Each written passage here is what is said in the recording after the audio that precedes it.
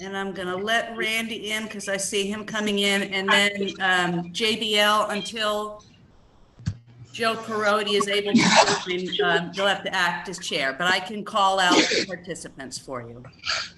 I would greatly appreciate it. Just make sure you put the exact time we're starting. Yeah, well, the recording does that. So we're, well, you can call it to order. It's 7 o'clock.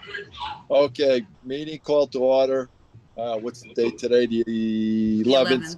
07/11/2024 subcommittee meeting. And I will now turn this meeting over to Tara Pengetsky, since she got all the information that we need to go by. But let's all participants tonight, let's just be courteous to each other and let Tara do her job. If we got anything that's going to be a lengthy conversation, we need to put a stop to it right away and figure out what we're going to do. Push it on to another night or whatever. But we need to get through most of this tonight. Thank you. Okay, so because John can't see the participants, I'm just going to call for the roll and note for the record that John B. Lenke, Vice Chair of the Commission, is acting as chair this evening until Chairman Joe Perotti Brown enters, assuming that he is able to enter late, as he indicated to me earlier. Attending from the commission are John B. Lenke, Mike Krogel, Alvin Hill, Randy Blackmer, Brian Santos, Russell Robin, Ryan Kernoyer, and from staff, myself, Tara Penn-Gessick, Director of Planning and Development, and Cindy Dunn, Zoning Enforcement Officer. So give me a second and I will share the draft on screen. Where am I? Here we go. So I was where we left off. We can pick it up there because that's what we talked about doing, is just going all the way through the draft once, putting notes, what stuff we want to revisit, and then we can go back to the top and start all over again. But obviously in the next pass, skipping stuff where we did come to consensus. So let's see, we left off with a general comment that we received from Mike Krogel to discuss scenic roads. So I will read his comment from the discussion draft. I believe many people's lives can be upended because of scenic roads. I believe if people wish to pursue proposing a scenic road and they need to collect signatures, then the petitioner should also give a copy of the regulations to all affected property owners, and recipients should sign off on receipt of such regulations. This way they know what to expect if the road becomes scenic. I appreciate Mike's comment, although as you will see in the draft, which I assume that you guys have read, but again, for the sake of the minutes in the record, I will read my response, which Cindy concurred. Regardless of Mike's concerns or interest, the scenic road rules are an ordinance, which is not a part of the zoning regulations. Therefore, this subcommittee really has no agency to act on those rules set out in the ordinance. And I understand that that can be confusing because there is a role assigned to the Planning and Zoning Commission in that ordinance. But any amendments to the process would have to go as an amendment to the ordinance through the Board of Selectmen, which Cindy concurred with. So Mike, I know you're driving. Is that clear to you? I do understand that. Apparently, to me, it doesn't make sense. If we're going to sign off and make the road scenic, we should make sure that the people have the proper information before we vote on that. Yeah, I don't disagree that your point is logical. It's just that there's nothing you can do in your regulations that gives you that authority. It's not related to the regulations. Because, if we ask the people, all the people that have signed off on it petitioning for the scenic road, asking them if they know what they're getting themselves into, people may change their mind before we vote, and they should know what they are getting. But I understand what you're saying about the ordinance. Right. So if you would like to advance that suggestion, you would have to do it to the Board of Selectmen, just not to the commission. That's all. Yep, It's understood. nothing to do with whether it's a valid request or not. Yep, understood. Okay, so Tara, yes, Miss- Mr. Lenke. uh, the Board of Selectmen, but it also has to go to the ordinance committee to see what kind of changes that, if whatever changes need to be made, that it has to go through that. as Not well. really. That's become the practice, but the ordinance committee actually has no authority to make those changes. They came into existence with the purpose of doing a cleanup on the Code of Ordinances a few years ago. It's kind of Okay. morphed over time.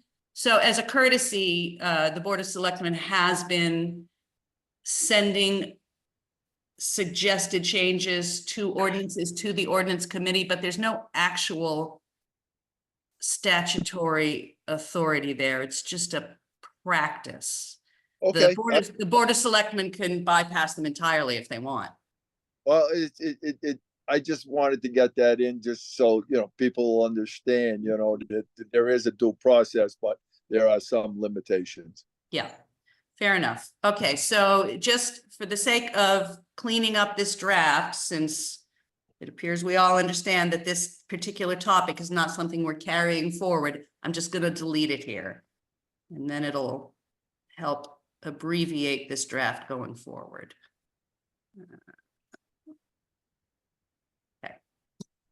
All right. Yeah, we're all in agreement. Okay. All right, and now moving on to why you all showed up tonight. Article 8, Common Residential District, Chapter 275, Section 8.3, dimensional requirements. So these are dimensional requirement suggestions for the Common Residential District. For those of you who are still getting used to what areas in town those are, that is the neighborhood commonly referred to as the lots. It extends a little bit behind the Main Street frontage lots. So that area around Rachel Drive, a little bit up Route 200 until the utility access peters out, and a little bit of Buckley Hill, what is that, Buckley Hill Road. And you will recall that we amended the zone to include those Buckley Hill lots last year because they inadvertently got left out in the first pass. So Cindy has suggested two things. One, an increase of minimum lot size to 15,000 square feet. And two, an addition to require a net buildable area of 4,500 square feet per unit. And as you can see, I have strenuous disagreement with this suggestion based on factors you have heard before. It's a return to bad and inefficient planning practices of the past.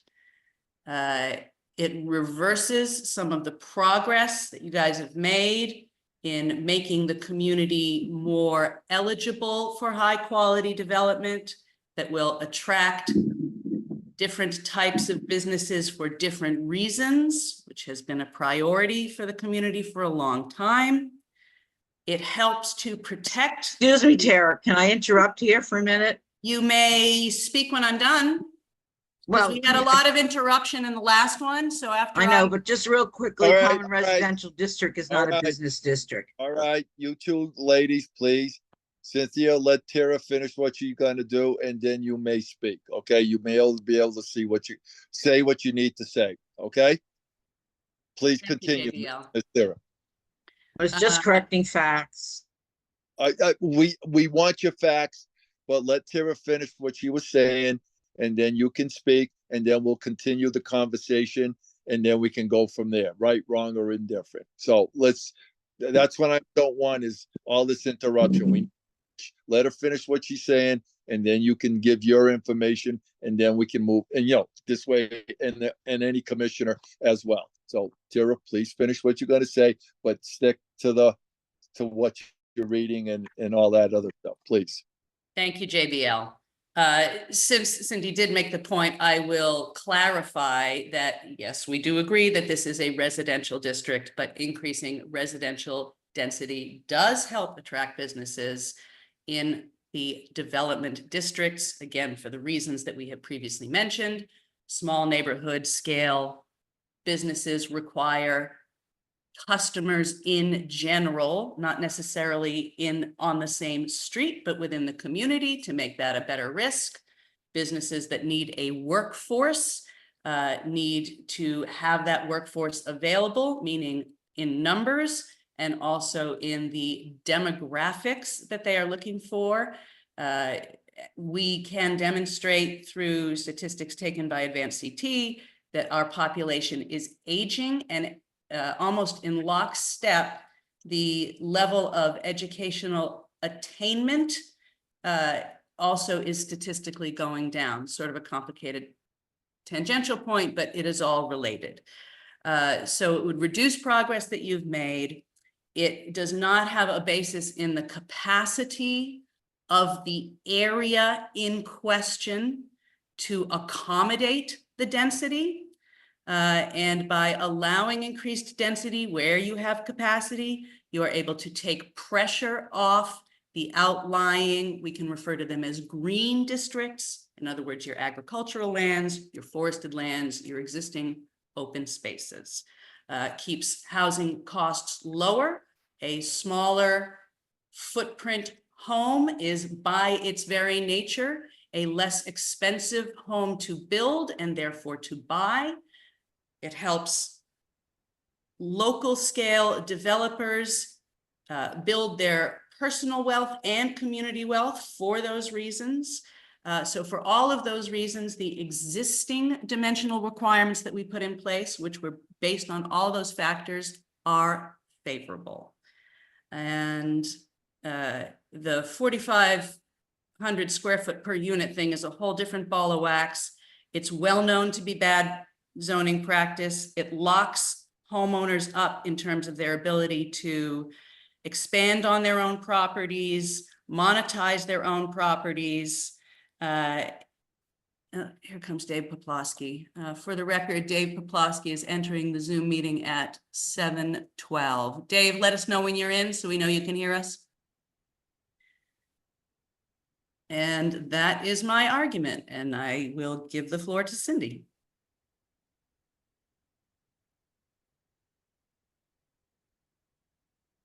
Okay. Doug.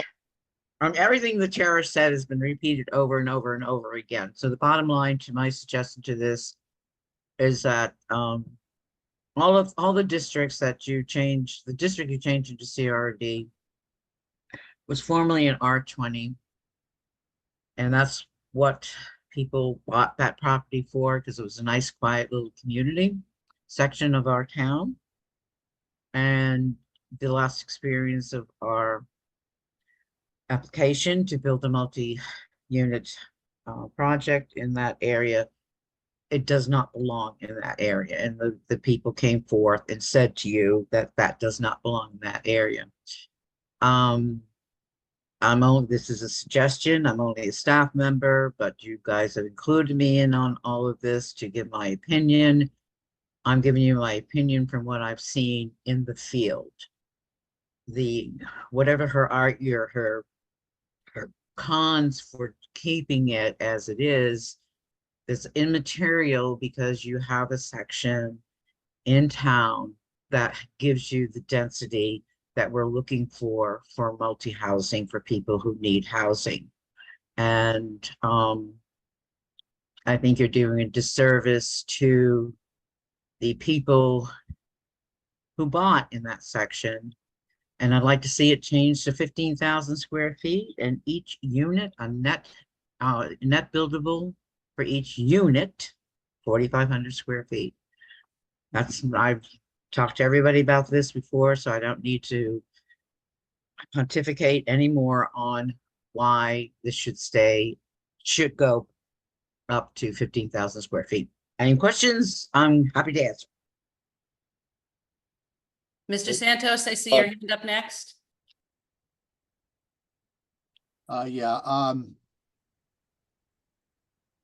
So we are only specifically talking about the CRD, not the DMRD, right? No, Oh, absolutely. Well, this one's only dealing with the CRD area, right? That's correct, Brian. We are talking about the common residential district. So those areas that I just mentioned, the lots, the area that does not front on Main Street, but is behind Main Street in the Rachel Drive area. Yeah.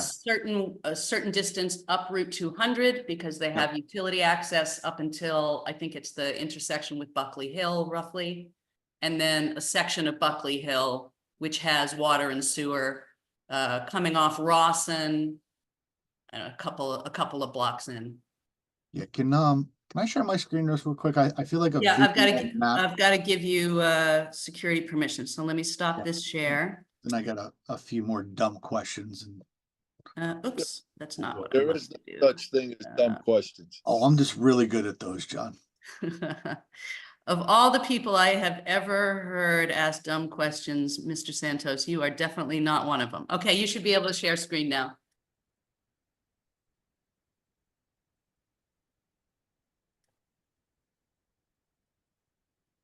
You see my screen, the map? Not yet. Okie dokie. Okay. Yeah, Dokey. it's coming up now. there we go. Yep. Okay, so just to give everybody a visual, I know maybe you guys know the map better than I, but so we're talking this area, and this area, and a little shot over here. Yeah, I think this is an older iteration. This to me looks like, Yeah, it might be. It might yeah, be. so why don't we do this? Why don't you stop screen sharing? I will go into, and I will pull up the actual parcel map. Appreciate it. Yeah. So just bear with me, guys. I didn't go to the website. I just had this on my computer, so I apologize. Yeah, it's fine, it's fine. So it's just gonna take me a couple minutes to pull that up. While Tira's doing that, my question is about, it seems like a lot of these properties are already established from a lot standpoint. Are we worried about them subdividing the lots into smaller 4,500 square foot lots in the future? Is that your main issue, Cindy? That could be, yes. Yes, and for any available lots that are in that area? So that was what my question is, how many are really available? Like how many, what is the magnitude of having this 4,500 square foot So if we go up for here, the properties that are available? There's, Brian, before Tara answers, can I answer that? It's respect for the people who went into those communities knowing their community was going to stay small and quiet. That's all it is. I'm not doing the figuring like you are and lots and. Yeah, I'm Taxes. trying to wrap my head around the quantity of people that would be affected if the property is already established. And maybe that's an unfair question because I think you could take any property and re-subdivide it into smaller lots, right? So maybe it's an unfair question, but well, no, it's not an unfair question, and it's one worth answering. So I'll answer as best I can, because I did look into at least a little bit of this, anticipating just such a question. I would say that, and we're talking about the red shaded areas here. Yep. And I'm pretty sure that this is now accurate, although I can see one lot that's wrong, but it's not in this zone, so that doesn't matter. So here, this is about where the lots are. You're talking about fewer than 5 frontage lots that exist. In other words, raw land. There are, and this is where the largest concentration of the 4,500-ish existing square foot lots are. There aren't a ton of them. They're mostly about here, but they do exist. But to answer the other point of your question, you're talking about a mature neighborhood, meaning even though you could theoretically cut up some of the larger lots to make 4,500 square foot lots, it wouldn't necessarily be practical in those areas. It would be probably ridiculously cost ineffective for the owners of the existing properties. Is it possible legally? Legally, yes. Theoretically, yes. Highly unlikely on any already developed lot. Like I said, it's Yeah, that's kind of where I was going with Cindy is like, okay, I totally get it. People bought over there and they're already, like you used the word, matured. There's hardly any available undeveloped parcels of land. Then those people that already live there would likely not do what we're talking about. Okay, they would not subdivide it. They would not reduce their property size. And I've also heard people say, well, we should allow them to do what they want with their property. Right? So if they don't want to reduce it to 4,500 square feet, to your point, Cindy, then they probably won't. But if somebody does have a larger parcel of land, they should be able to do what they want with it. All right, you've answered my question. Thank you, Tara. Okay, and Poplawski's got his hand up next. So, I had done a little bit of, an exercise looking at what the lots were. And, I have some data that might be helpful as we progress through here. I didn't finalize it all, and it's actually on my work computer, but I did ran some analyticals about the current lots and on the streets, and put some data together that shows what the average size is for these, the smaller pocket clusters that we have of homes. And I think it'll be a good talking point further down the road, or we kind of talked about it, me, Cindy, and Tira a little bit. So I don't know if this is, if I should kind of go into depth right now, or Yeah, wait. go ahead, Dave. That's what this meeting's for, right? This is where we talk about stuff. So if you've got All right. information to share, and I know what your information is, by all means, present it. All right, so I'll share my Excel sheet at some point to the members tomorrow. What I did is I did a analytical type of analysis about the lot sizes, and I went to all the highly dense, highly populated areas, and like Fosha Street, Riverside Drive down by the mill, Buckley Hill, where we have some of those the old mill buildings. And what I did is I took all the lot sizes, I put them down into a spreadsheet, and I came up with the average lot size. Now, I didn't try to, do anything crazy with the numbers. I took what the average were. If there was a, like a 2-acre lot, I didn't include that in it. But if it was, the smaller lot sizes, and from everything that I looked at, all of our lots on the average of all those highly densely populated areas averages out to about 0.25 of an acre, which is roughly around 11,000 square feet in the town. So I broke it down by street. I broke it down by lot size. I didn't put house numbers. I just went through and did lot sizes, street names, so that you can tell, you can see the street. And it's very simple to go in and see where I pulled my data from. But I felt that it was time to look at, everybody's 4,500. Is it 15,000? Is it 25,000? So I felt as a commission, we needed to have some strong data that showed where we were, because we always comment about what the lot sizes were, that, there's smaller lot sizes for the houses that the old around the mill, around the center of town.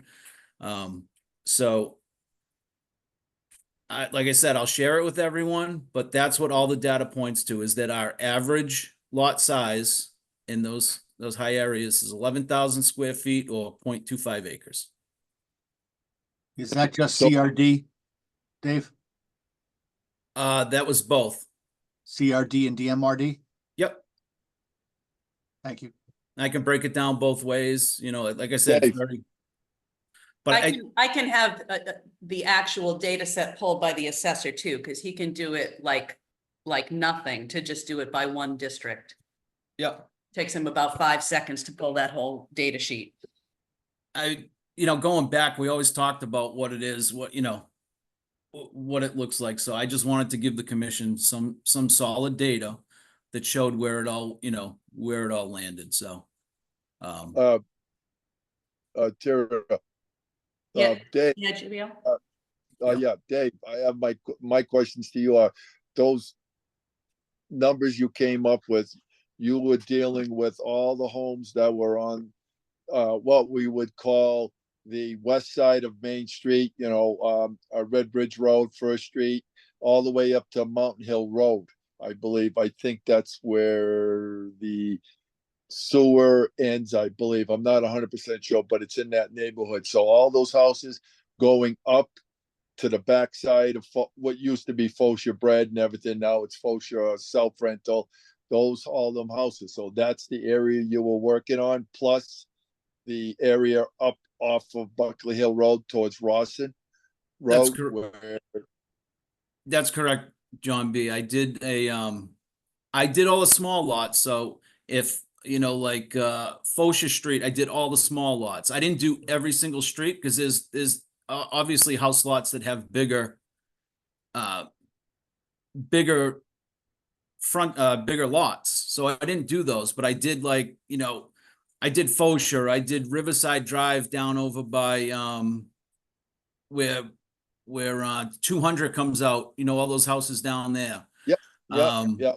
I did over behind Dunkin' Donuts. I did I didn't break it down multifamily. You just went by the lots. You were just going by the lots. You weren't using multifamilies or single family homes or anything. But like you said, if like memory serves me, even though some of the houses off of Fosha Street and everything, some of them have what they call two-side frontage. One as the street went one way, you had another street come the other way. So that gave them, two frontages, if you want to call it, a right and a left, or a left and a right, or whatever, because there are some streets that are side streets off of First Street and all of them. So that's a good analysis. Thank you for doing it. But I think that's something we need to look at. And like you said, 11,000 square feet, pretty much in the ballpark. My feeling. I see Alvin's hand first and then Santos again. Yeah, I believe it was Brian asked the question. It's more than just CRD. It's also the BDD, TCDD, DMRD. So there are 3 other districts that have the 15,000 to 4,500 square foot notes. Let me just clarify that a little bit, Alvin. In the TCDD, the Thompson Corridor Development District, and the Business Development District, both of those districts allow 4,500 square feet where there is access to public water and sewer. In Right. effect, and that's partly based on, in the case of the Business Development District, that's this purple stuff down here. They currently do not have utility access, but that is anticipating that if there is a high quality proposal here and essentially a large business application, that they may be able to connect to those utilities. And if they chose to do so, they would be able to access that. So and similarly with the Thompson Corridor Development District, which realistically is only the southern portion of Route 12, because that's where the sewer access is. They do have access to public water on the north part of Route 12 after the Mill District, but the sewer access peters out. So, and that's really the controlling utility. So those are the other areas. So I just wanted to clarify that it's not the full district. Thank you. Santos? Um, I would like to know, Dave, thanks for taking the time to put those numbers together.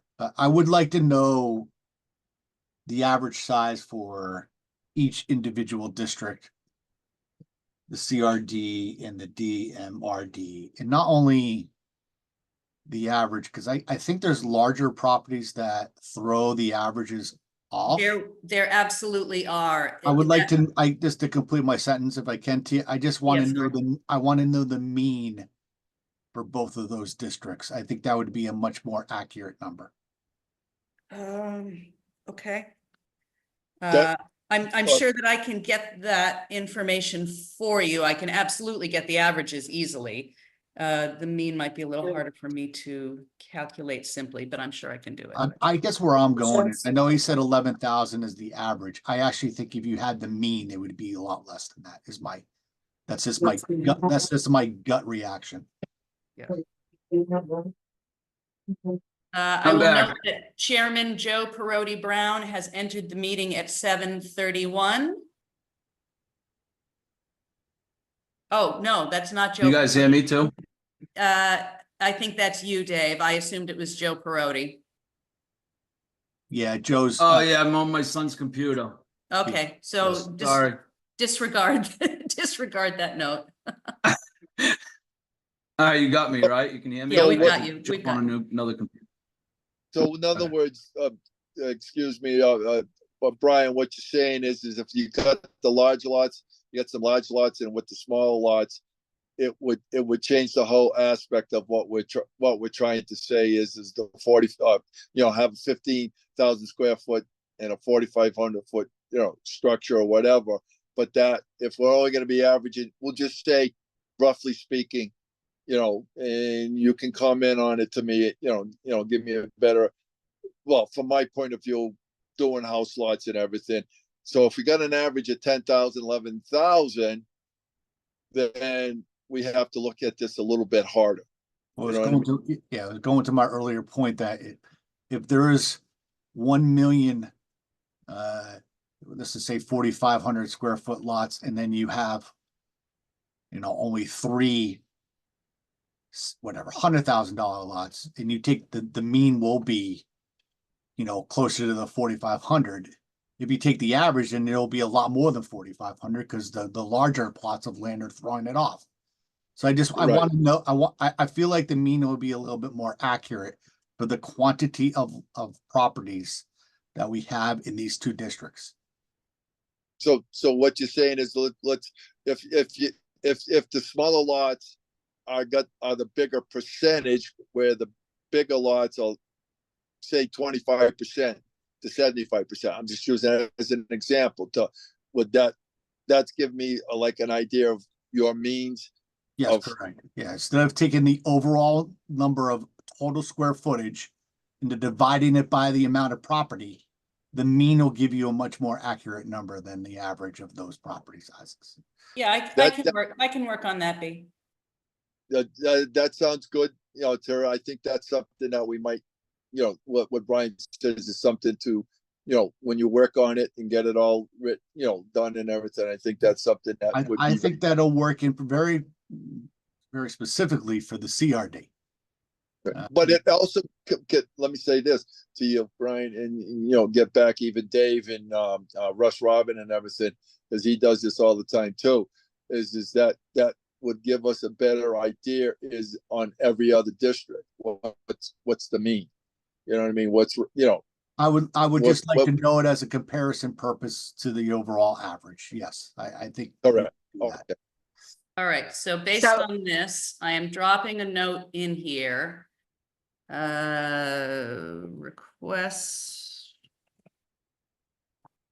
But as you're doing that, Tara, that's not to say that Cynthia Dunn does have some good points that could be used into maybe making something better too. We don't know, but she did bring up a good couple good points. But but Brian, you pretty much, I think but with that, we need to look at that. Yeah. Can I ask one more? I don't mean to keep on taking over the conversation here, Jay. No, by all means, B, go ahead. maybe this is an unfair question. I would really like to know how many plots of land are undeveloped and have the possibility of like hindering, I'm gonna use a daring word, hindering the people that are already established, to what Cindy was getting at earlier. So if the vast majority of the property is already mature and developed, then I'm not sure really what we're I what can we're I can complaining tell about. you what the controversy is here, B. So in the neighborhood called the Lots, right? As I mentioned before, you're talking about fewer than 5 frontage lots, right, that are raw land. However, the Buckley Hill area, there is definitely at least one subdividable in size parcel, whether we make it large or small. But the real thing is that there are 2 lots of decent size that have been proposed for subdivision. And there are certain people who object to that. Okay, got it. Thank you. Okay, so Brian, can you explain exactly what you want again? I might have went and I got my. think Tara just paperwork. explained it. There's a couple pieces of larger land that No, that part I know, but the existing ones. no, what I wanted to know was how many pieces of how many pieces of property are not touched, virgin, and could be subdivided in a large quantity to 4,500 square feet. That's what I wanted to know. How many plots of land are like that? I understand what you're asking, but I guess my bottom line is, why are you attempting, or why did we attempt, you guys, I should say, disrupt a neighborhood with 4,500 square feet? I don't understand it. I don't understand why you would want to do that to your citizens. This is your town. Just think about that.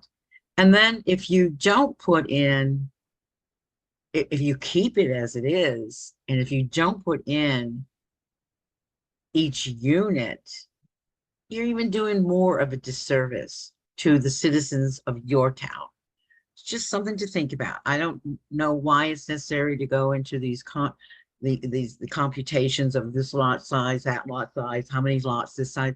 These people moved there because it was what they wanted, and they knew what they had if they were diligent in their checking their the property and making sure they were due diligent. Then they know, oh, you need 20,000 square feet to build a house in this area.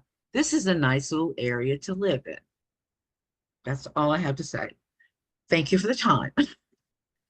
So I will continue, and then since it's been asked that we do some other calculations, I think we can probably move on. But I just want to bring you back to some of the stuff that I sent to you earlier, and sort of part of the role that I am intended to play for this community, right? So that's the title, planner, director of planning and development, right? Always looking into the future, but based on the reality that exists.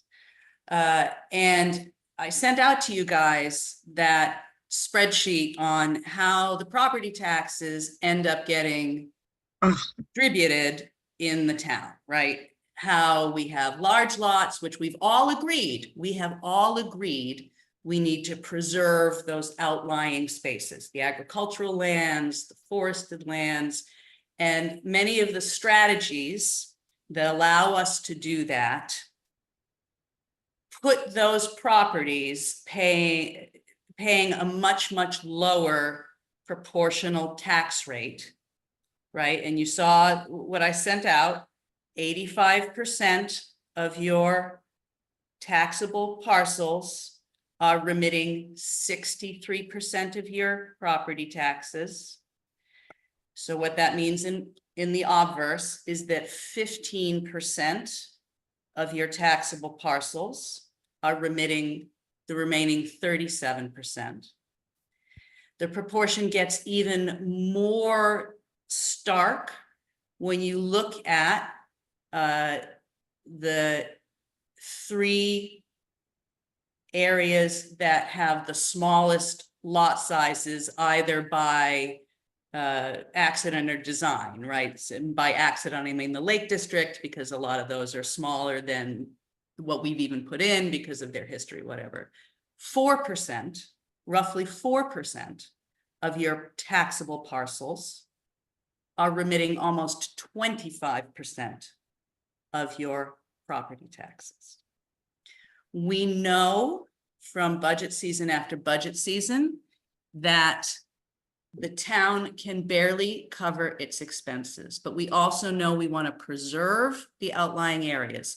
This creates an equation that needs to be balanced, right? If we are going to put our hands directly into the pockets of the people who live in the small lot areas and ask them to subsidize the large lot areas, then it seems to me that we must allow the better amortization of that tax burden by allowing for more units, A, and B, and this is an argument that I would expect this particular commission, who leans very heavily into the notion that people should be allowed to do what they wish with their properties. So that B piece is, let's say I live on 30,000 square foot property in one of these, and it just so happens that my lot is well configured to either build up or add a couple of units in the back, right? By not allowing that, it is the exact opposite of what we have heard from many members of this commission, that people should be free to use their properties to their fullest extent that they wish, right? So if you move away from the 4,500 square feet, right? If you move away from that, you will be putting an additional burden on the people who live in lots of that size because they become existing non-conforming. We have limits on how much you can then build up, build out, expand. And you will be putting limits on people who might wish to maybe stay in their neighborhood, but also add income to their property. And based on not what that property owner desires or thinks is appropriate, but what neighbors might think is appropriate. And in fairness, probably do not want to have. But if the argument that we have to hear repeatedly in this commission is that the commission shouldn't be overreaching, the commission shouldn't be telling people what they should and shouldn't do, then if you choose to go in this direction of increasing your lot sizes based on feeling and belief, because ultimately that is what it is. And yes, Cindy, I know your point is that it is a fact that people lived here under certain circumstances. I acknowledge that is a set of facts. But if it's done based on what we imagine people might object to or think they might have a right to object to, then I just think you can never make that argument again about allowing people to do what they want with their property. Because then it becomes, well, we're allowing people to do what I want with their property, not what they want with their property. And, you know, I will leave it at that because I think you've asked for more information, which I will come back with the next time we do one of these as requested, and then you can discuss it more. Hi, I would like to just go on record and just say that I don't think that it's a great statistic to say that 85% pay 63% of the taxes, because it's not meant to be a 1-to-1 ratio. So I don't really think that's quite as relevant. That sounds like some of the same talk that was brought up for the PA 490 argument, and it almost sounds like wealth distribution kind of stuff to me. But anyway, that's just my opinion. But I don't think that the fundamental thesis really makes a lot of sense. So I just wanted to make sure that I go on record on that. And we can certainly debate that on or offline, but it's not intended to be that way. That means that the town, what they wanted on the PA 490 side is actually working, and the conservation and all the things that we've been taught by going to these excellent offsite committees, that was really what we learned, was Right. that So- conservation-minded things is you know, it's what the state is. I've been driving around the state of Connecticut aimlessly for 3 months now in stores, and it's a beautiful state. There's all these beautiful towns that had never even been to. The state is very much about conservation. I think that our place is too. So smart development makes a lot of sense, but you know, I just want to make sure that we're using the right statistics, because one of the best things I ever learned in life and as a trader was how to lie with statistics, and I certainly have taken advantage of that as well. So I just want to make sure we're data driven, as well as you know, and opinionated and whatnot, and everyone should speak their mind, because there are a lot of really strong points on this. So Ryan, just to clarify one of the points that you just made, I would agree with you that PA 490 is acting as intended by driving down the assessed value per acre. My argument is not against that, right? It's not saying that we need to raise the costs on those areas. It's exactly the opposite. It's saying if that is the set of values that we're putting in place, and it creates this depressed, artificially depressed value per acre for good reasons, then the equation must be balanced by utilizing the other set of resources that we have, which is the fully utility supported developable districts. So it is not an argument to raise costs on the outliers. It's saying we owe it to the people in these neighborhoods to also amortize the way that those taxes are distributed in the small lots, right? Because they're always going to have that disproportionate relationship. But in order to make it less burdensome on those people, without raising it on the people out there, then you must allow more maximization of the potential in the developable areas. And by developable areas, I mean places supported by utilities. Right, like the DMRD is the great. DMRD, CRD, and portions of the Thompson Corridor Development District. The Lake District is an outlier. They have tons and tons of small lots, but they do not have utility access. They actually have the highest assessed value per acre, and that's because essentially they pay a premium to live on the water. So they really punch above their weight class in terms of the way property taxes are distributed. They provide the highest value, but again, a fairly mature neighborhood, one with specific circumstances that make it the way it is. So we're really not talking about that in this context. Okay, I just don't want to come across either as anti-development either, because I certainly support the mill project and want to fund the school, and I do understand that things are coming to a head. Like we're reaching a point where you can't only take money from the housing market.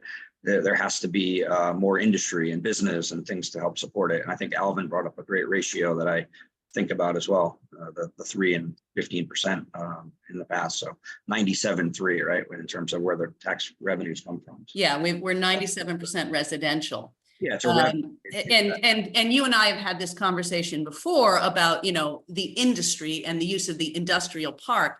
But the thing is, that's not a zoning conversation, because we already did the work to make those things possible there. There are many reasons we don't have uptake there, but none of them are about what the zoning allows. There were some great points made on that subject too, about the, you know, the way that the town was built and mistakes made in the past. And the rail seems to be the only way, because trucking has its challenges, such as, say, that gas station that, is there, closer to going out to Connecticut on the highway, but it's a one-way situation. You don't have an off ramp on the other side. So it's hard to put in those kind of businesses where you don't have the infrastructure. And those are very valid points. Also, Brian made a great point about the mean versus median. That goes back to statistics. It requires a deeper dive. And I think that's what Dave and Brian smartly suggested. So anyway, I just wanted to put my 2 cents in and go on record on that. Yeah, very good. And I see Cindy has her hand up too. Cindy? Sorry. Okay, got it. Yeah, you're Okay. here. So you started out with, the job of planning. Just a little education. Thompson has a combined planning and zoning commission, which most of the towns now in the state of Connecticut have. Planning, which you're correct, Tara, deals with development in your town, large developments in your town to help the tax base. If something complies with regulation and you're going to bring a lot of money into it, you're probably not going to say no to it. Zoning specifically deals with regulation for regulated land use in the districts you determined. It has nothing to do, the problem of taxes do not belong in zoning. Zoning is regulating. Maybe taxes belong in some nice, great project for the planning, but not in zoning. So I just want to clarify that. And in return, Cindy, I will be happy to further clarify that although you are correct that your regulations are not able to directly address issues of property taxation, in the intent of all of the zoning regulations, it is to achieve whatever that set of balances is. And the regulations that you put in place achieve those balances. The regulations must deal with things that zoning can address: lot sizes, setbacks, land uses, right? But because it is a combined planning and zoning commission, planning informs the zoning, right? It's not... The zoning has to serve the plan, not the other way around. If the plan serves the zoning, that's bass backwards. Well, that's what you're That's doing what with we've had saying for about 50 or taxes. 60 years, is zoning was put in place and then plans got built around it. That's not how that's supposed to work. The relationship is that you're planning for your future, and your appropriate levels of development is essentially the philosophical core that creates the zoning, which are the details that you Oh my God. flesh those things out on. That is the relationship of planning to zoning. And that's exactly why they combine most of those commissions. Oh, okay, I really would like to end this conversation because it's not going anywhere. It's just keep on repeating the same old, same old. But I just want to let you know, I do have a lot of experience in zoning. So I'm going to end it with that. Thank you. All right, Tara, do we have anything else to discuss? We can move move on. on this topic. I'm just trying to see, somebody dropped in a Yeah, it was me. I just wanted to make sure it's mean and median numbers for me. mean and median. All right, Please. let me amend that comment. So not.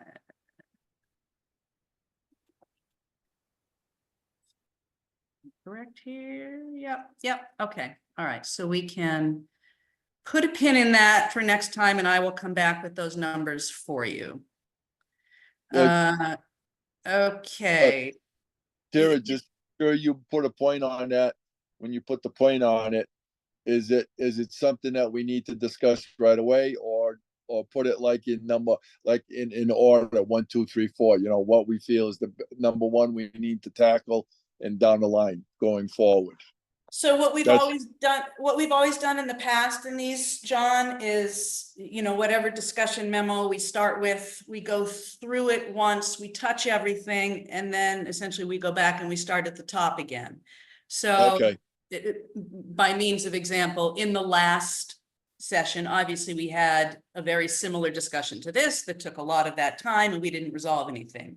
But we did resolve a couple of simpler points, some language changes that clarified things. So we don't need to talk about those again, right? Right. Or like when I deleted Mike's comments in this session about the scenic roads, there is nothing for us to touch there again because it's not a zoning regulations issue. So the next time we come back and do the pass, that piece won't be in here.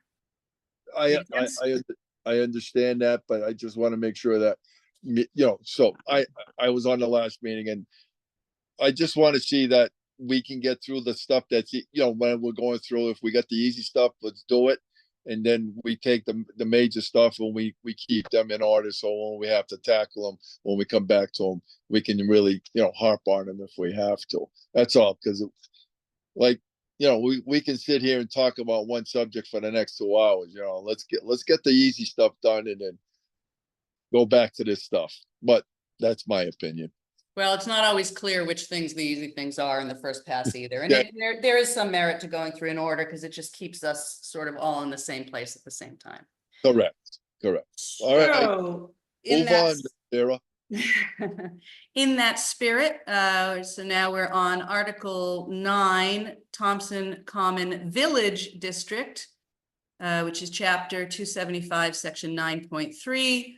Under dimensional requirements, Cindy posed the question, why is there no net buildable area in this district?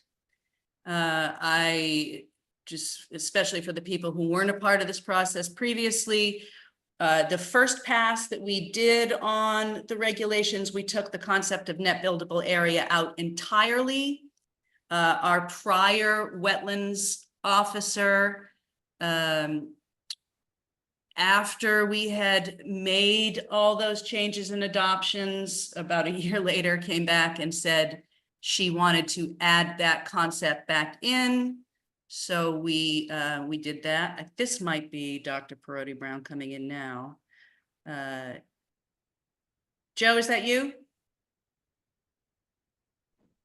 It is I.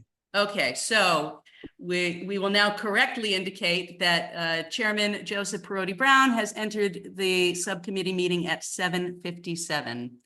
And just to let you know where we are, Joe, obviously you can see on the screen, but we just started with this discussion of why there's no net buildable area in the Thompson Common Village District.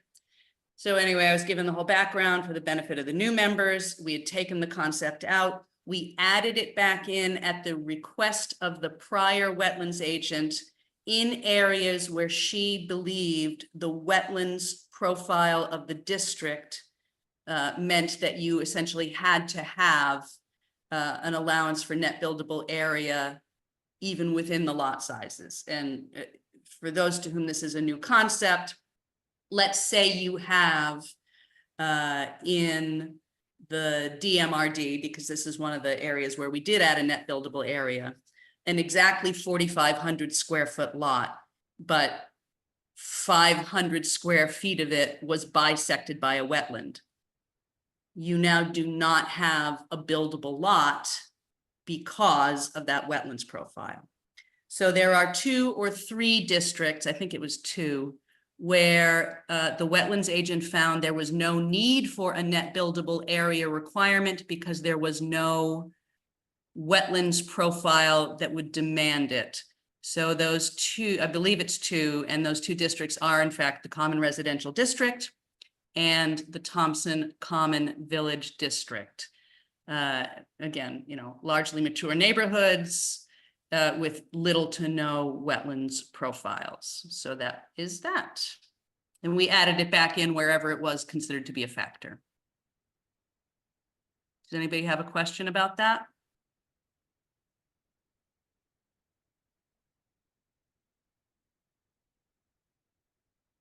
Can we consider that a resolved issue? And I can note that and we can move on. I agree. To keep moving my participants window out of the way to make my comments. So.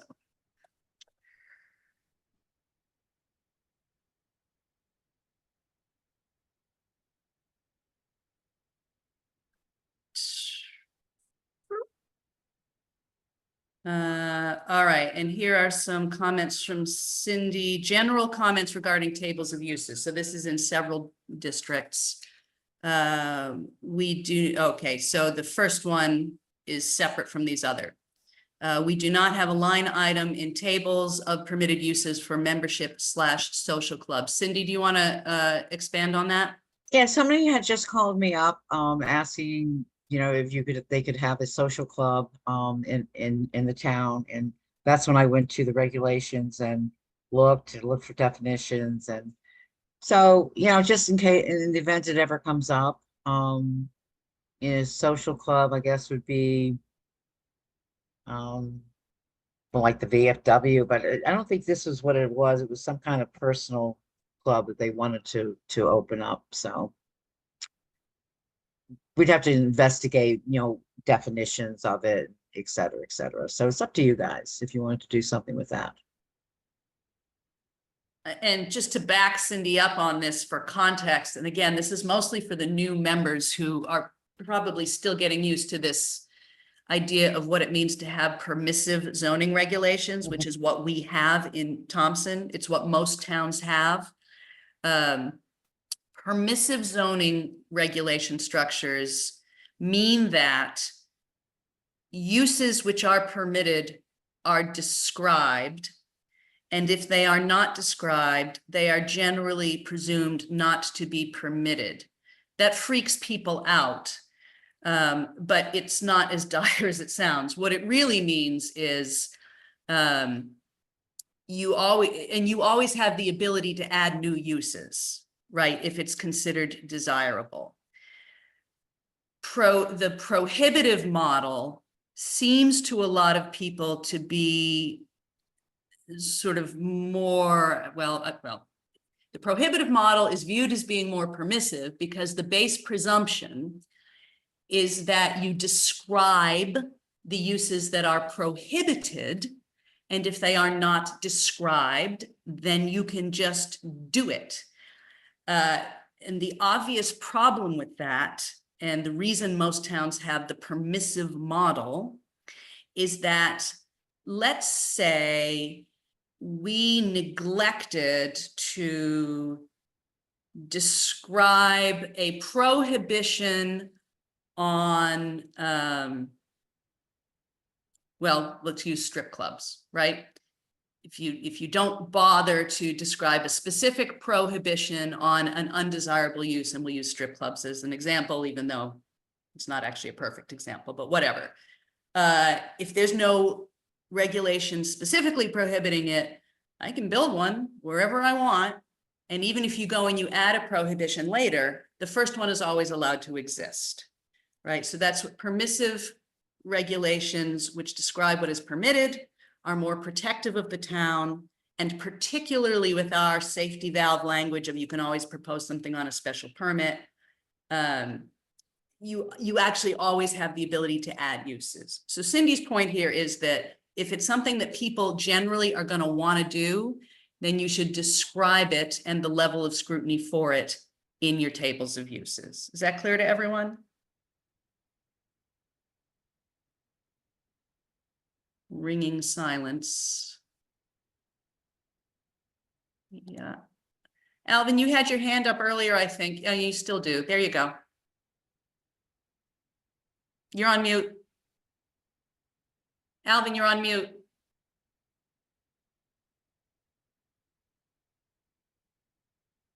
There you go.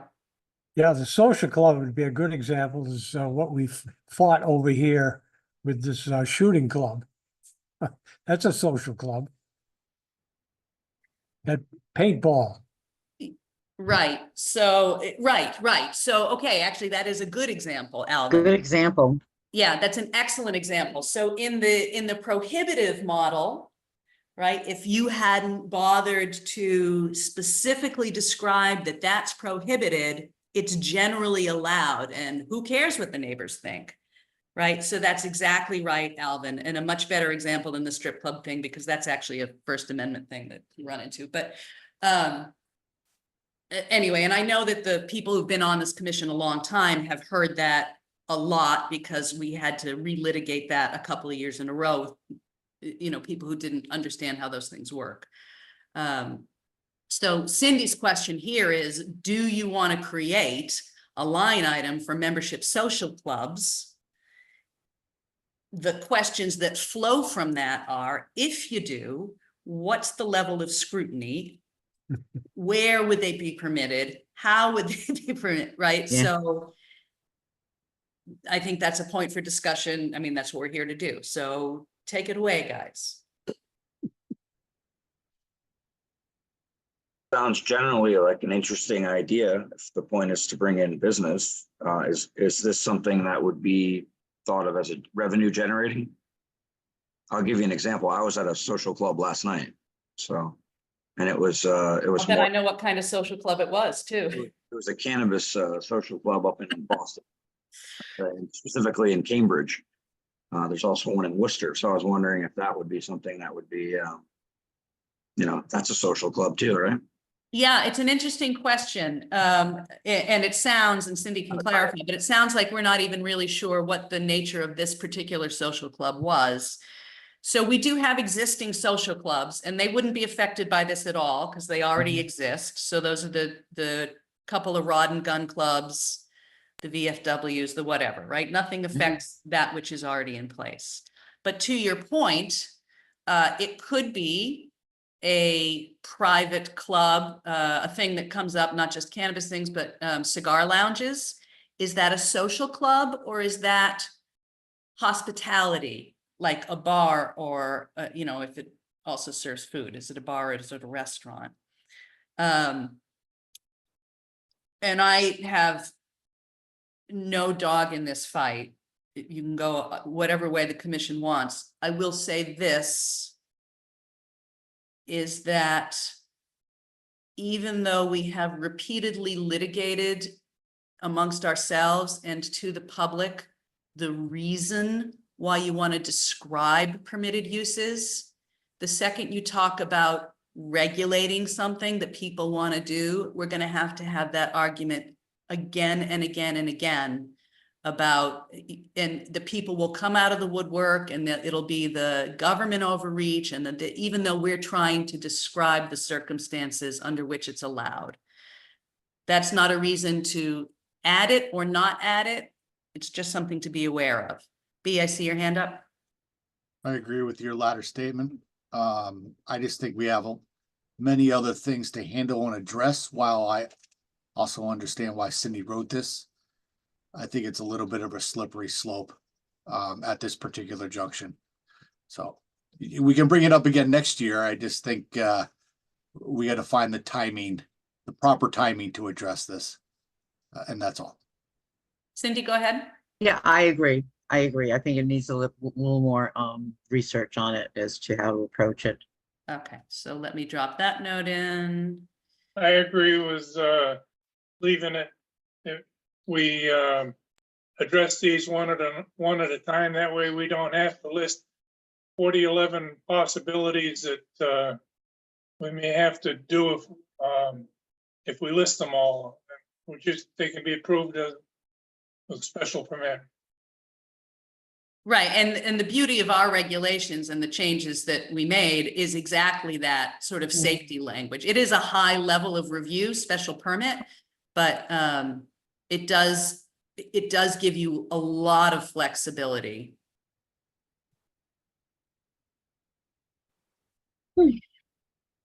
Dave, is that you? That's me. I can't get my camera to work, so sorry, I'm not. It's okay. Brilliant. Cindy, did something come up that drove this, or is this just something that? Yeah, brought to mind? somebody called and it was about a social club, and I think it was like a women's organization or something. I probably have it in my notepad. And what happens when these things come up, I quickly write myself a quick note and put it in my amendment folder. And then when I, went back to that folder and looked for suggestions or what I thought should be changes or additions, that was there. So that's sort of what I did with that. Not a lot of research went into it on my part. Sorry. Yeah, no, I figured something must have come up. So that may help us to kind of weed through this, but Yeah. I mean, that's a great practice to have. So thank you. Yeah. Yeah, And we have that catch-all, if somebody actually really wanted to do this, we have that catch-all or, dimension, excuse me, table of permitted uses, so. right, and I think it was a great Yeah. innovation of this commission to add that. It does sort of create more work for the commission sometimes, because you have to use your discretion on things. But I think that it's still a good practice. And before we just totally leave this, I would suggest that, and we don't know what this potential applicant really wanted to do, it sounds like, that a social club that just meets may be a very different thing from a social club that is a cannabis lounge or a cigar lounge, right? Or a rod and gun club, or something that has an actual like footprint. So if it's something that Cindy, you want to like put some thought into for a future cycle and come up with some concepts, I think that's fair game. Yep, sounds good. Yeah, that's what I was kind of getting at. Yeah. There's so many private, social private membership. There's so many different variations. So thanks. All right. I have to read this because I forget what this note is. And I know this was one of, this is going to be an easy one. We can resolve this tonight. Cindy happened to notice that in the business development district, in the table of uses, we have meeting/function halls and conference centers. And in the Thompson Corridor Development District, it is phrased as meeting and conference center. She's asking what the difference is. Obviously, there is no difference, and they should both be the same in text. Does anybody have a strong feeling about which is the better language? Meeting function, The first one? yeah. Meeting/function halls and conference centers? Yeah. I tend to agree. Does anybody else Yeah. have small feeling or strong? I agree with that too. Okay. I agree too. Yeah, okay. This is the that's an easy one. I love an easy one. Okay, do we still have Mike on the line? Because I know this was one he wanted to talk about. Yeah, he's still there. And I think you guys saw, let me just see if it's, yeah. Mike sent some additional comments on this subject. And this will probably, and I imagine we're going to be discussing this a bit. So this will probably be our last topic tonight because we're at 8:15. Chapter 275, section 14.2, trailers, mobile homes, and storage pods. We'll just go through the entire history in this, mostly for the record. Initial comment from Mike: I have asked why trailers are not accepted in town, looking for a good discussion on this. Both Cindy and I were a little unclear initially on what kind of trailer Mike was talking about discussing. Permanent residences in trailers have been discussed by this commission 2 or 3 times in some depth. And the commission has always come to that conclusion that for reasons which mostly seem to be centered on a combination of aesthetics and public health, meaning the gray water and septic issues, that they are not to be allowed, except the ones that already exist as existing non-conforming. And Cindy more or less agreed with those observations. She did follow up with some comments on camping and trailers and recreational vehicles in time. We can go back to that, but I think it's away from Mike's central argument. So let's stick with that first, and then we can go back to that other.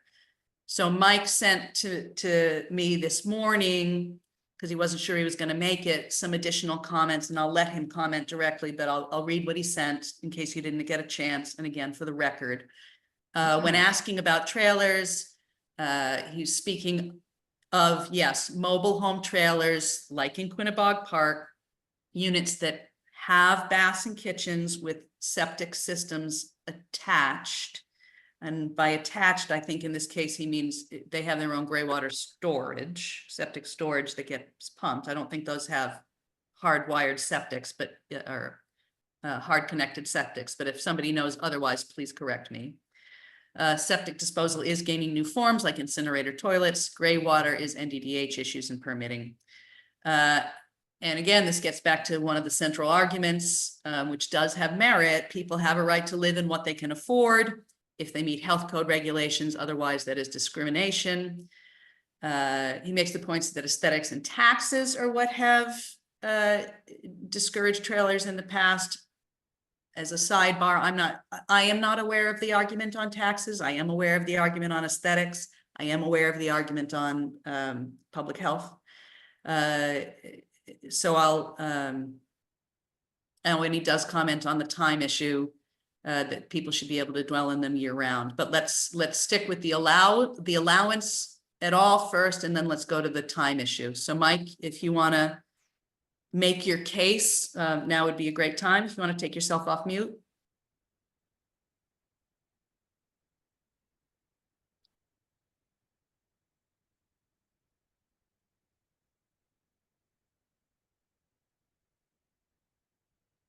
Is he still here, Tara? He's on screen. I know he was driving, so he might be having trouble taking himself off mute. So while he's working on that, if the commission wants to make their comment, I don't think this is going to get resolved tonight. Hey, how about now? There he is. We got you. Go ahead, Mike. Wonderful. I've been trying to talk to you guys for the last 45 minutes. Oh, no. It's tough when you're yeah. driving. I know. I know, small buttons. Okay, so as for this trailer, that I need to make one comment about the lot sizes, if I may.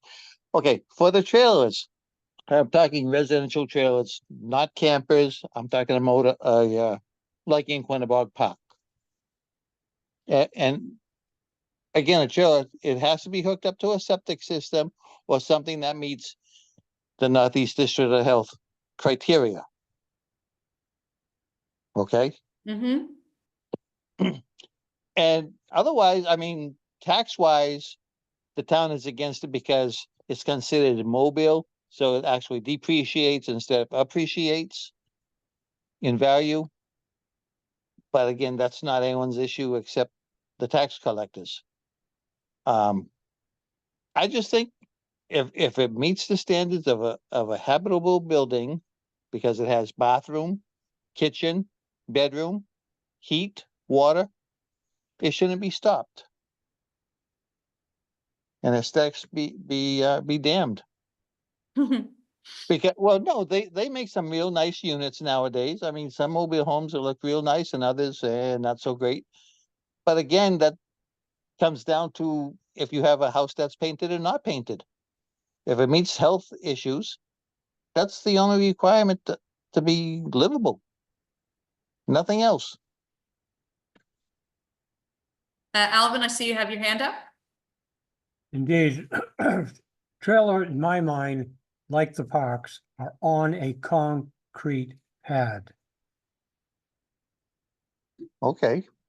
So if we were to accept a trailer and not a mobile home, it's a mobile home on a concrete pad. If you take the wheels off of it, it's no longer mobile. I didn't understand that question, Mike. I said, if you take the wheels off of a trailer, it is no longer a mobile home. It's considered either a shed or a house. Well, Is that not how the regulations go? yeah, It sort of is, Mike. And this is an interesting point. So obviously there was a time when there were a lot of actual mobile home parks, and I think in other parts of the country there are more of them as well. What is that feedback? The state of Connecticut treats modular homes, right, like any other home. So to Mike's point, or Alvin's point, whoever just made it, it doesn't matter if it comes in on wheels. If you drop it on a slab and tie it into a septic system, it's not a modular, it's a manufactured home. And that is 100% allowed, Mike. Yep. it's the homes on wheels, or the idea of living in a recreational camper, where the public health and safety issue has always landed. But you are 100% correct, whoever said it, that if you happen to drive your manufactured home into the development, plop it on a slab and tie it to a septic system, it's just a house. Yep. So there is a distinction, that is a difference. My question to you, Mike, is are you making the case that people should be able to live in actual mobile, meaning not tied onto a foundation of any kind? Yes, I am. Okay. All right, so that's the piece that the commission has to discuss, because the manufactured homes doesn't need to be discussed. The state of Connecticut doesn't allow towns to prohibit those. So with that in mind, guys, have at it. And I will say, I'm going to say upfront, I have no dog in this fight. What the commission may I, before decides we is fine with me. May I, before we discuss this? Yes. The other point I had to make there was about the time frame. Okay, because we allow people to live in trailers, mobile homes, trailers, camping trailers for 3/4 of the year. The trailer is still there during the off season, so-called, if you want to call it that, between January and March. The unit still sits on the property. So I just don't understand why it can't be habitable during those timeframes, because it's a living space. So that all really goes into the same scenario, that people should be able to live in their trailer. Because we allow it for 9 months of the year. What's the other 3-month difference? Okay. But I am talking about mobile homes more than campers. Okay, I see Russ first and then Cindy, I think. Thank you. I would like everybody to understand that there's single wides, double wides, campers that are seasonal, campers that are multi-seasonal. And if we're going to talk about trailers being on people's properties and stuff, we have to think about when I was reading in a paragraph somewhere that if a fire happens or a natural cause and stuff, these single wides or double wides are brought in. They don't pour concrete pads. They put them up on center blocks, and they put down hurricane straps, hold them down to the ground. Now, you don't need a concrete pad for every trailer, because you'll never see it. You don't yet see that campgrounds. You don't see that these housing developments with single wides or double wides. They most of the time put them on concrete center blocks with hurricane straps. I just want somebody to know that there's difference in what everybody's talking about on these trailers and quarters of where people are going to live. Thank you, Russ. And just to clarify for you again, because you're still relatively new, is the regulations do specifically allow for up to a year of trailer residence, regardless, in the case of a natural disaster or a fire or something while somebody's reading. And Cindy, you're next, I think. Okay, so. Yeah, I was mainly.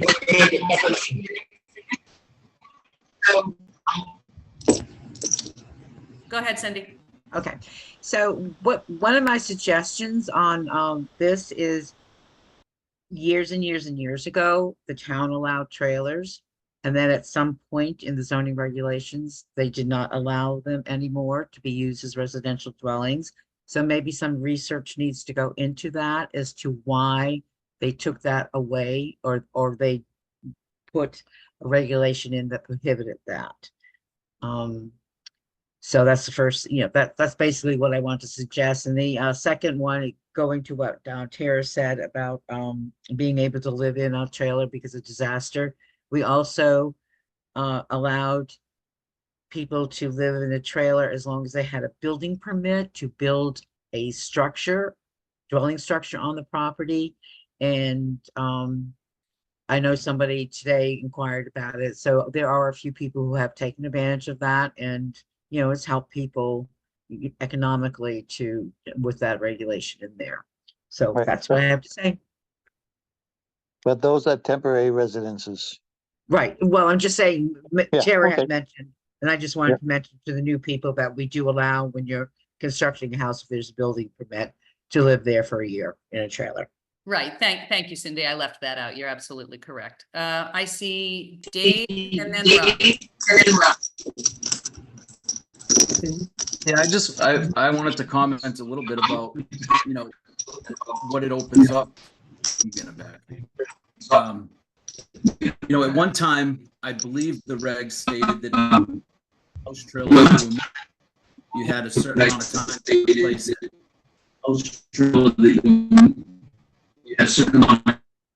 I've got some feedback in the background from somebody and I can't tell who. It was Russ. Joe, Dave, you should be good now. Okay, thank you. So, there has to be some sort, in my mind, there has to be some sort of a procedure that you just don't bring an old trailer from somewhere else. We have building permits, right? We allow for inspections. We allow, like Russ said, for fire, fire alarms, fire suppression, whatever it may be. There needs to be a lot more conversation around what the trailers look like that we're going to allow people to live in or to move onto lots, and what the future looks like. They did it for a reason. We had a certain amount of time, and it had to be a brand new trailer. You couldn't pull and put an old trailer on. So, I think that we need to look at that in context, and as we discuss this. That's my opinion. Going back to the original, when this first was, when zoning wanted to disallow trailers, I believe it was primarily the tax issue at that time, the way Mike had described it. Okay, so that's where that comes from, Randy, because that's not one of the arguments that came up in any of our discussions. So I wasn't sure what that was originating from. Well, I'm sure that was part of it back when it originally took place. That makes sense.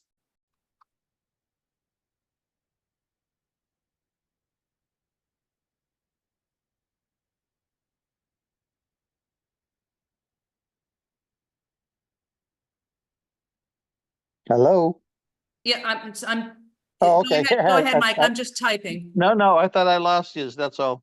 Okay, go ahead. No, I had nothing to say. I just thought I lost you. All right. Did anybody ever think about tiny homes? People are building tiny homes on trailers and dropping them on their property, and that's their home. Besides single wides, double wides, campers, seasonal campers, and year-round campers, they're doing mobile trailers that have mini homes on them. Yep. Yeah, And that was Russ, probably- Mike brought up that same topic, which we did talk about in the last one, and where it stands right now, it's kind of the same as the difference between the modular home and the actual home on wheels. In other words, we don't care how you get it to the site with the current regulations. We don't care how you get it to the site. If you permanently affix it to the ground, we don't need special regulations for tiny houses. They're just houses that happen to be small. We don't have minimum home sizes. I think that they used to in prior iterations of the regulations, but that was something we discussed in the 2020 rewrite for sure. The case was made definitely by me and also by others that we should not be in the business of telling people they have to live in more than they want to. And that argument won the day. So we don't have special rules for tiny homes. We do have a prohibition right now on homes that are on wheels. Well, what I was referring to is on tiny homes that are on trailers, is if there's no special provisions for them, we should think about that because, you know, a hurricane comes and blows that house over because there's no hurricane straps. They got nowhere to live. And that's common in a lot of areas throughout the country. Hurricane straps are built into these tiny homes and single wides and double wides so that they don't get blown around. I see what you're saying now. I thought you were at a different point entirely. So my thought is on this, and Cindy, I think this is what we discussed earlier, or part of what we discussed earlier, that in the case of something like that, that the means by which it is affixed to the ground, so to speak, is actually not the zoning regulations, right? That's your building codes, which is not part of what you guys govern. There's a lot of things that control structures that actually have nothing to do with the zoning. And I think that informs that discussion about manufactured homes, tiny homes, things that get trailered in, to the general point about, standards for trailers. And I didn't drop the comment in there, but it was in the back of my head. I think some of those things might be out of your jurisdiction, in that it's how the structure itself is constructed, not how it sits on the land. Cindy, would you generally agree with that? Yes, I do. I do agree with it. Okay, I have a question. Who is that speaking? This is Michael. Hi, Mike. Yeah, go ahead. Okay, so getting into building codes and everything else. If this trailer, mobile home, 2-bedroom mobile home, is put onto a block foundation, would people be against that? Would that now be a mobile home, or is that a stationary structure like on a 3-foot cinder block foundation or footing? Now you're talking about a trailer on blocks. Could that be a home? Theoretically. Go ahead, Cindy. You're saying put it on blocks, Mike? Yes, like instead of having the metal apron around the foundation, around underneath the trailer, Right. put cinder block. Is Um, that now sitting on a foundation? we'd have to check with the building inspector on that one. Yeah. I know We- there's a lot to go into this. I just tried to get a conversation going on it. Yeah, so that's the question I'll ask Terry. Go ahead, Okay. Russ.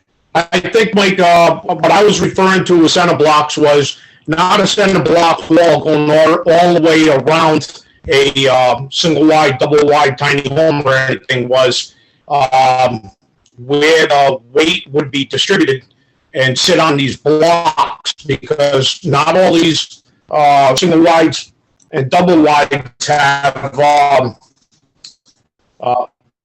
a center block foundation wall. They just mounted structurally just to hold the weight, so that single wide or double wide does not move and is held down by a hurricane strap. Right. Yep, that too. But I was just looking, if you put the whole thing all the way around it, would people be against that? Yeah.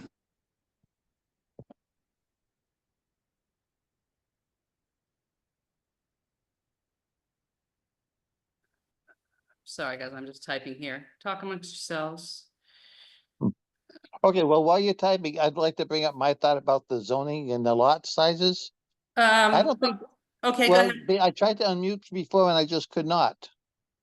Okay, and it's only a statement. I don't think it's so much about the lot sizes. I think it's what people are worried will go into that lot. We may allow 3 houses on a 4,500, 3 units on a 4,500 square foot lot. So I think it comes down to what is the maximum units that can be put onto a lot that is getting people worried, instead of the actual lot size. And that's all I have to say. Good point, Mike. And of course, as Tara knows, that you can't create your zoning regulation. Yeah, because you on- don't have to Yeah. subdivide this land. If you right now have a 1/4 acre lot, which is in theory, most of these houses up in the lots are. And they don't have to subdivide if they want to put 2 or 3 more units onto their house. Which I think is their right to do so, but I think that's where the people are getting concerned about it. I would agree that some people have definitely expressed that as a specific issue. There does seem to be a belief embedded in many sectors of the town that small multifamily buildings are whatever they think they are, for whatever Okay. reason, undesirable. All right, well, we can discuss that down the road again, but that I want to get that thought out there. B, go ahead. I just want to make it known, I quickly looked at some other zoning regulations that I could find in Connecticut about mobile homes, and it's seemed to be that mobile homes are allowed in mobile home parks. Outside of that, they're not allowed unless for a temporary housing unit to build a new home. Just wanted to state that. Thank you. Well, are we gonna be the sheep or are we gonna be, it's just that again, people being to afford what they can. Yeah, I think you actually make a very strong point, Mike, and again, I'm agnostic on this issue.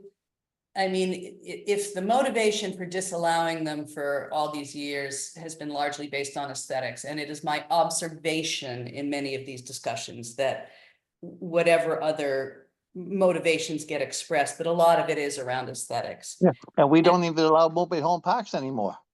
Well, so that is a problem. I will make this additional observation that Quinnebog,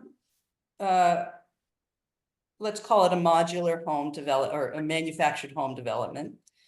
The Quinnebog Trailer Park, which I think is also age restricted, they've got a waiting list.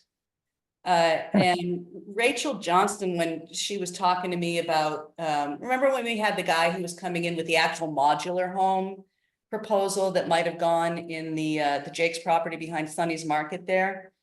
When Yep. she and I were talking, because she was advising him, when she and I were talking about that, she said those things go so fast that they are, to your point, Mike, one of the few affordable downsize options that people have in this area.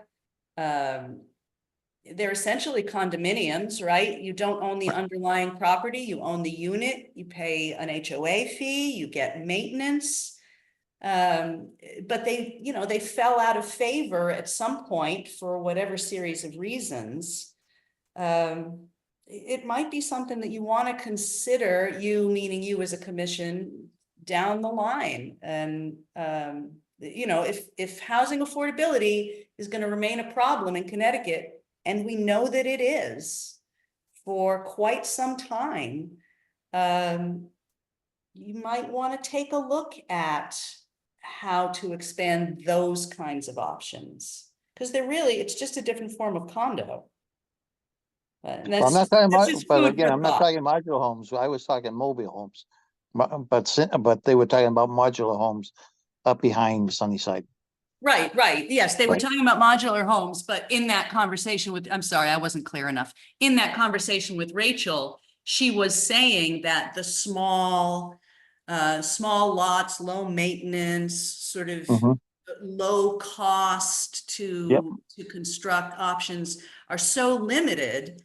And she was using the Quinnebog Park there as an example of something that did exist, that there's no inventory there because they get snapped up so fast whenever anybody, so they're obviously desirable to people in a certain demographic. And it's really the same demographic we talk about with all of the other affordable home styles: singles, downsizers, and people of modest means.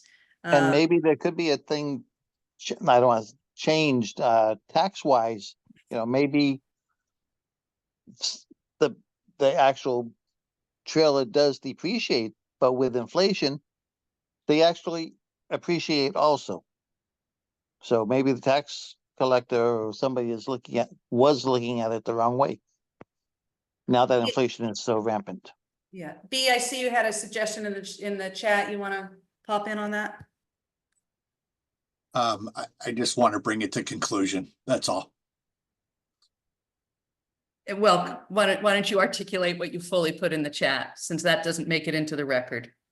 Oh, sorry. I just said in the chat that can we just vote to say leave it as is, or vote to further the evaluation for another time?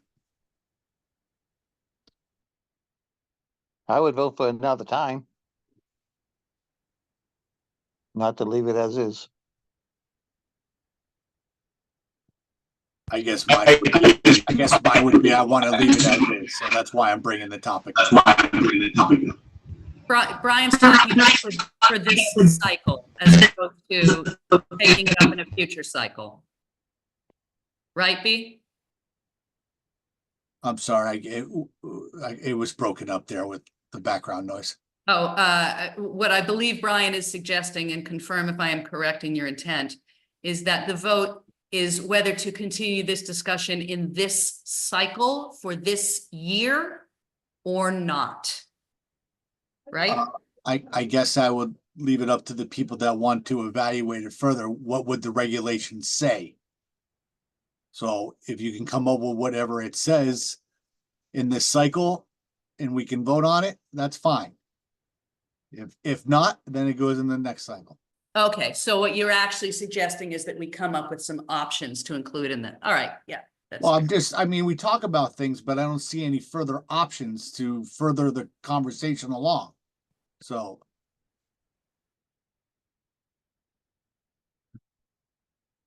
Well, if you want a motion, I would not, a Well, motion. you can't do that- motions No, I to know I vote from can't make a subcommittee. motion, but I would suggest that we seriously look at this and talk about allowing mobile homes in town. And I vote to leave it the way it's written. So that's why I'm asking we should have people vote on it. Well, there's 1-to-1.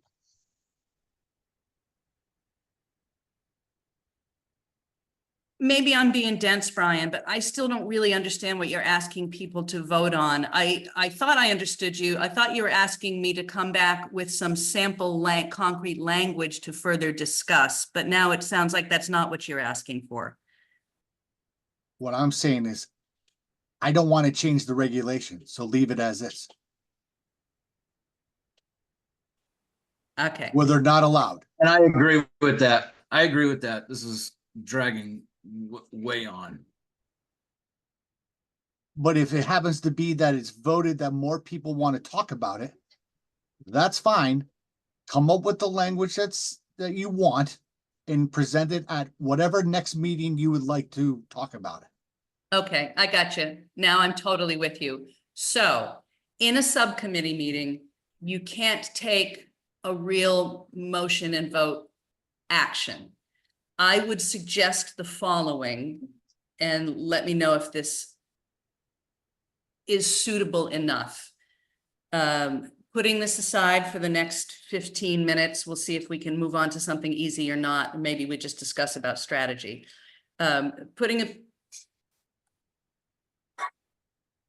Coming back in the second pass with a specific set of language to address this topic, because to your point, we're really talking about ideas, not proposed amendments. If we can agree on consensus language for that topic when we make the second pass, the only place you can actually take a motion and a vote is in a real meeting. So that would be the up or down vote. Yeah, and Item by item for whether you keep it as is or amend it as suggested. All I was suggesting, and I know there's no formal vote right now, is if the majority of the people feel like it should be left alone, then we can further along the conversation and be like, okay, fine. Those that voted the other way can come back with additional language that they would like to see. Okay, Instead all of right. us talking in circles. Nicely. Okay, I got you. So let me get a pen here and we will, it's a little irregular, but we can do it. So let me call people out as I see them on my screen. So the question is, do we want to keep the regulations regarding mobile homes not being an allowable use as is, or review additional language in a second pass? Fair? Yep. Okay, Alvin. Yes.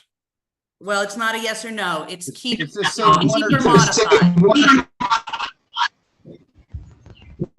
It's keep or modify. I'll start. Keep. Okay. Poplawski, keep. All right, Dave says keep. Russ, Keep it for now. keep. Okay. Let me see who's next on my screen. John B. Keep or modify? You're on mute.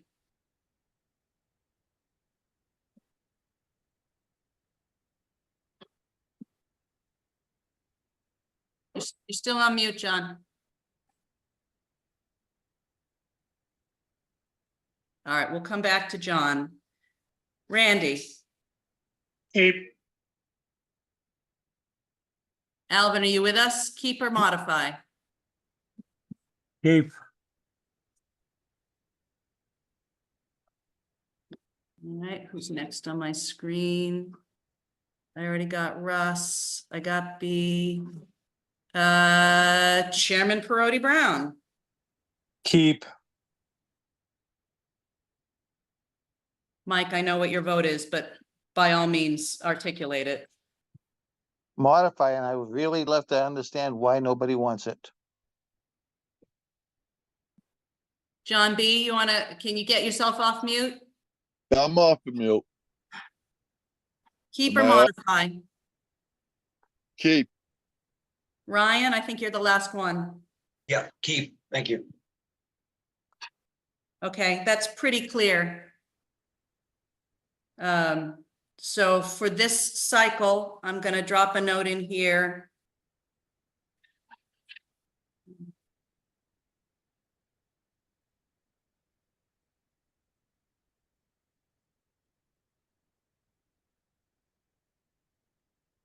Okay. Okay, so it's 12 minutes of. Oh, well, this is sort of related to the topic and it's a quick one. I think it'll be an easy one. Cindy suggested the following modification in the same section, chapter 25, 14.2, item 7. Currently reads, the commission shall allow the use of a trailer or mobile home as a temporary dwelling in the event of a primary dwelling being rendered uninhabitable by fire or natural disaster. A temporary certificate of occupancy may be issued for a maximum of 1 year. She suggested adding, and I concur that it is wise, or when the primary dwelling is undergoing a complete renovation. Does anybody have any objection to that modification? No. All right. No. Okay. So,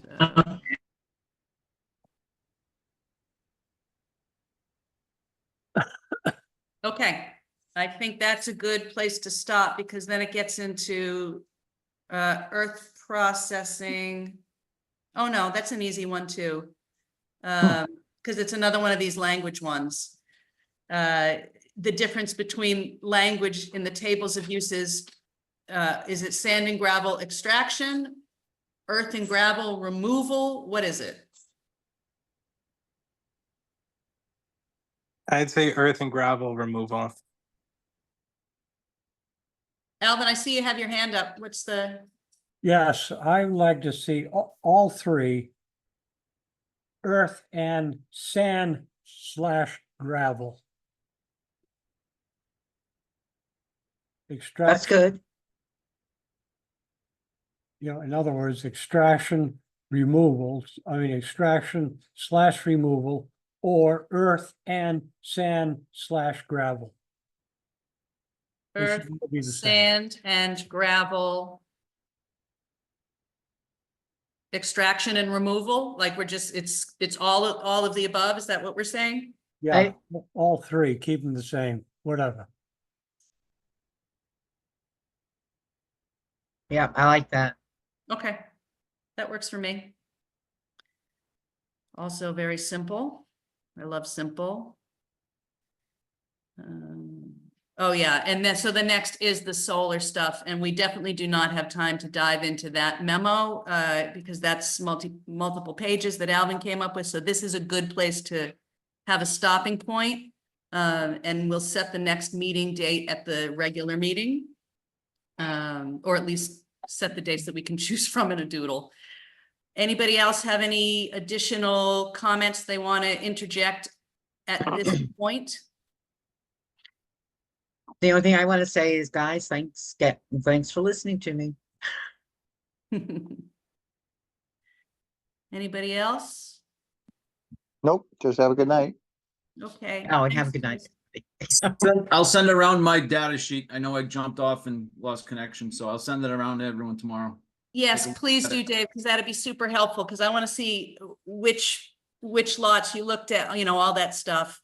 Yep. And then I'll work on that, getting the median and the mean so that you have more contextualizing information there.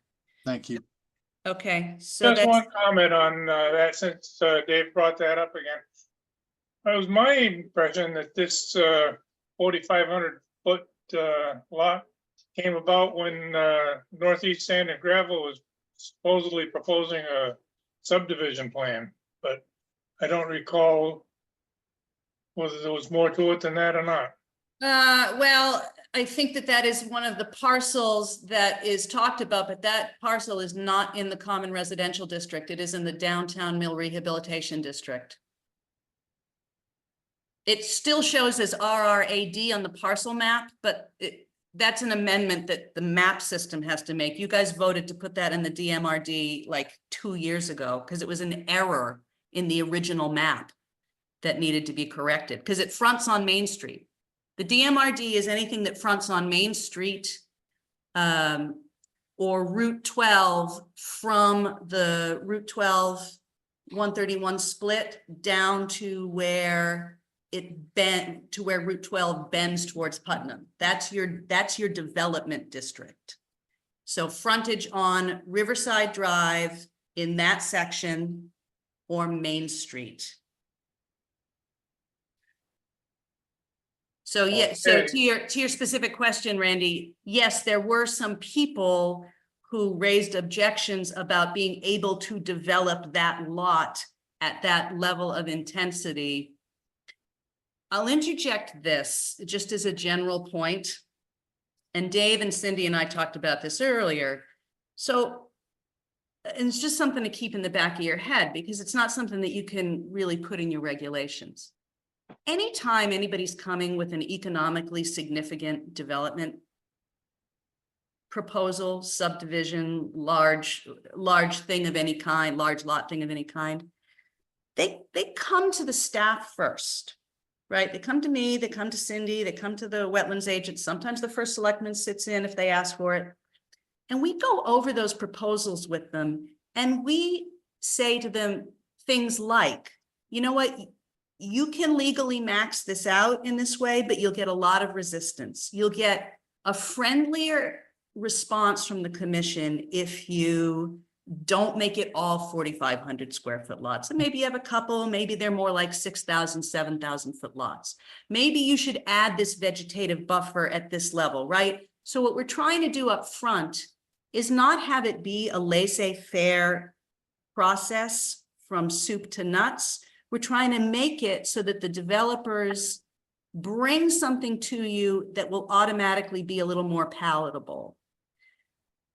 And that would be the case in a proposed development at the former Northeast Sand and Gravel site, which right now is a mess, right? It's just sitting there waiting for somebody to put something thoughtful in. So just something to keep in mind. It doesn't really have any bearing on any of the text in the regulations. It's just to point out that, again, part of my specific role as Director of Planning and Development, but also with assistance from the other land use staff, is we're looking out for that stuff before it ever reaches the public to try to make it better.